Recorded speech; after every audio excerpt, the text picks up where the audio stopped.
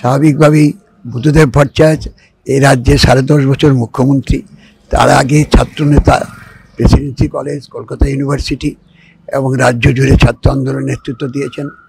এবং তারপর 68 সাল থেকে এই গণতান্ত্রিক যুব ফেডারেশনের যে প্রতিষ্ঠা, দীনেশ মজুমদার এবং বুদ্ধদেব ভট্টাচার্য তারা এই নেতৃত্বে, দীনেশ মজুমদার ছিলেন সভাপতি, বুদ্ধদেব ভট্টাচার্য সাধারণ সম্পাদক, তাদেরই নেতৃত্বে এই সংগঠন ফুলে ফলে পল্লবিত হয়েছে।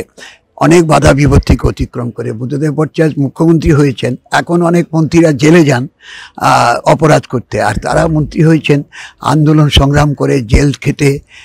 আমার মনে আছে উনি যখন মন্ত্রী হলেন, তারপর আমি জ্যোতি বসু মুখ্যমন্ত্রী, তার ঘরে গেছি।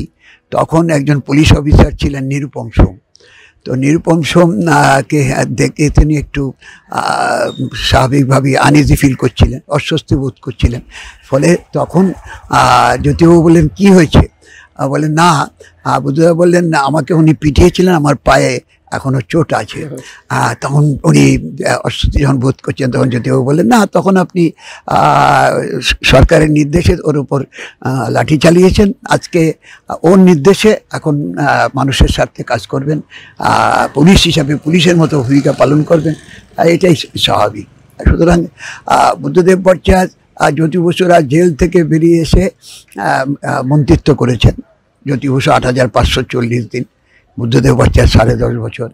এবং সেই মন্ত্রিত্ব করার মধ্য দিয়ে মানুষের স্বার্থে এই আজকে হলদিয়া পেট্রোকেমিক্যাল, সল্টলেকে ইলেকট্রনিক্স, বক্রেশ্বরে তাপবিদ্যুৎ কেন্দ্র, এই সব বা এই রাজ্যের কৃষির উপর ভিত্তি করে শিল্প স্থাপন, এই সমস্ত উদ্যোগ, ভূমি সংস্কার, কৃষকের হাতে জমি, তার ঘরে ফসল, 12 ক্লাস পর্যন্ত অবৈতনিক শিক্ষা, এখন মাধ্যমিকে পরীক্ষার্থীর সংখ্যা এবার ব্যাপকভাবে কমে গেল। আর 1977 সাল থেকে 2,77,000 থেকে 10 লক্ষে উন্নীত হলো।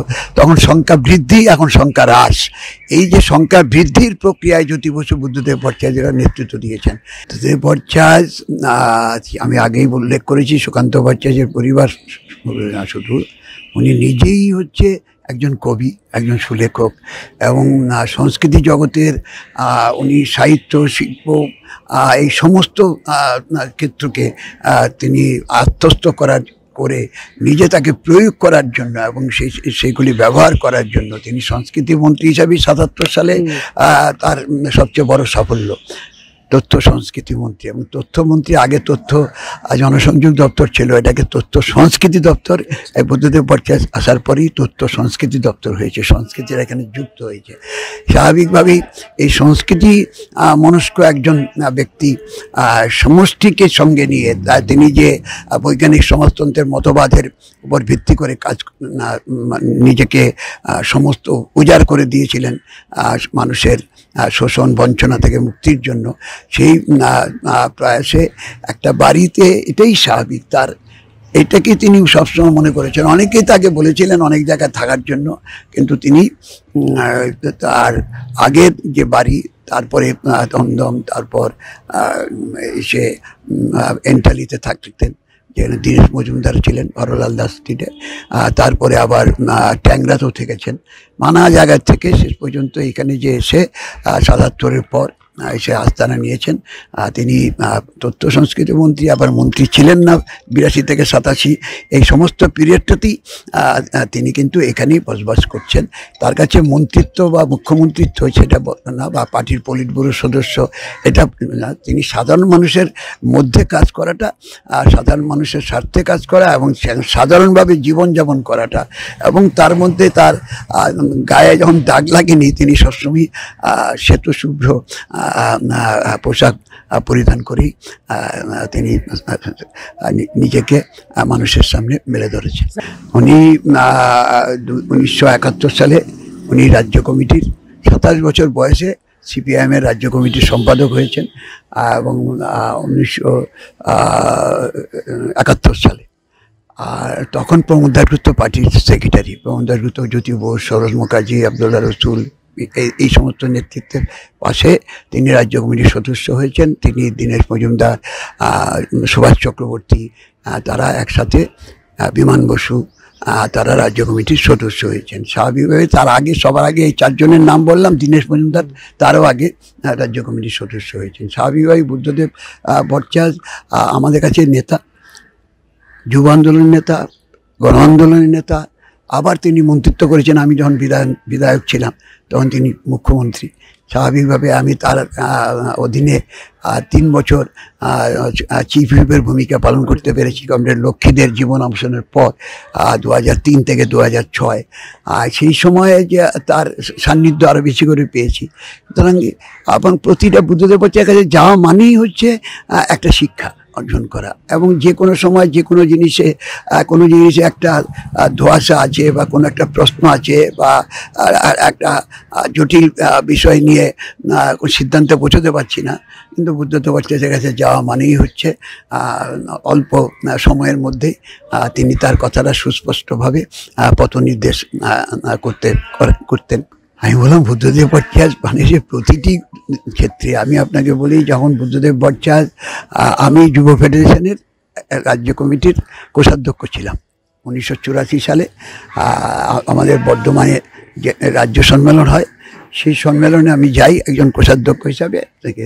তখন বুদ্ধদেব ভট্টাচার্য ছুটে গেছিলেন ওখানে যে আমাকে রাজ্য কমিটির সম্পাদক হতে হবে। তখন আমি বললাম আমি এই কাজ, এত বড় দায়িত্ব পালন করতে পারবো না। আমি সবে মাত্র 65 সালে ওপার বাংলা থেকে এসেছি, আর এত বড় রাজ্যের এত বড় সংগঠনের, যেখানে বুদ্ধদেব ভট্টাচার্য, দীনেশ মজুমদার নেতৃত্ব দিয়েছেন, এইটা আমার পক্ষে। তখন তিনি যেভাবে আমাকে ভরসা জুগিয়েছিলেন এবং শেষ পর্যন্ত আমাকে সমরেশ মজুমদারের কালবেলার শেষ অধ্যায়টাকে উনি আমার সামনে তুলে ধরেছিলেন, দিয়ে বলেছেন একটু মাটি দিলাম, এবার কীভাবে গর্বণ করলে তোমাকে সংগঠনটা দিলাম, এই সংগঠন তোমাকে যে সুযোগ তৈরি করে দেবে, আবার যে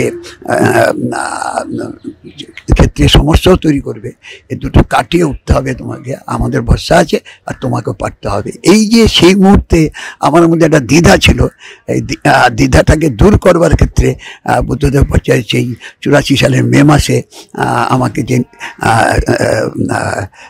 কী বলবো, উৎসাহিত করেছিলেন, উদ্দীপ্ত করেছিলেন, আমার মনোবল বাড়িয়েছিলেন, এইটা আমার কাছে এখন আজকে স্মরণীয়। 72 থেকে 77 এই সময়ের মধ্যে সংস্কৃতি ক্ষেত্রে মানে ভয়ঙ্কর অবস্থা। একদিকে শিক্ষাক্ষেত্রে একটা অরাজকতা, পরীক্ষা ভণ্ডুল, তার মধ্যে খাসি সিস্টেম ছিল। পরীক্ষার্থীরা, যা এখন আবার নতুন করে চালু হওয়ার চেষ্টা হচ্ছে, যা দেখেছেন ইতিমধ্যে বিএড কলেজই নেই, কিন্তু কলেজের স্বীকৃতি নেই, কিন্তু বিএডের ডিগ্রি পেয়ে যাচ্ছে।